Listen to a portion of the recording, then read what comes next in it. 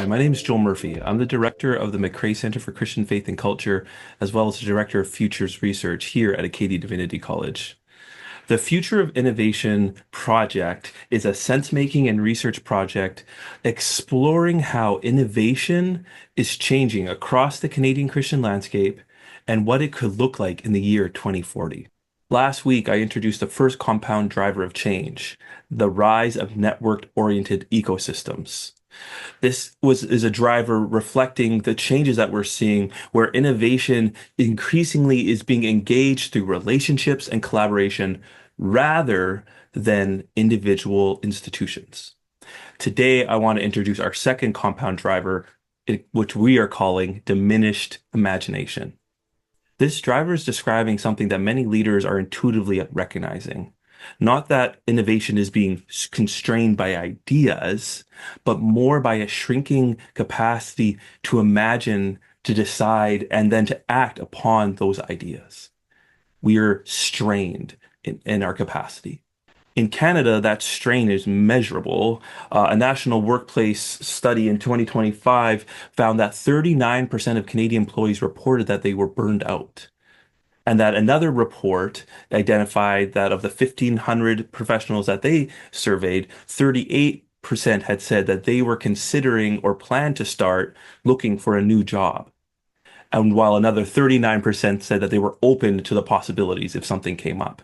We are feeling a sense of tiredness and diminished ability to move, and maybe a diminished experience of hopefulness. When work feels unstable, imagination narrows.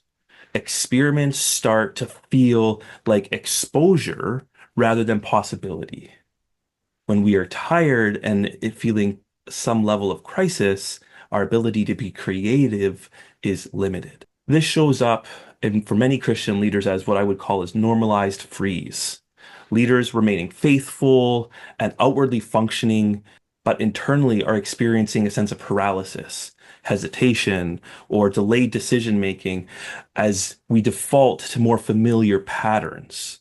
And we perhaps use the language, it's not the right time to try new and potentially risky things. This connects to how imagination works at a very psychological level. In the 2018 study, Zicken and Gillespie described imagination as a looping process.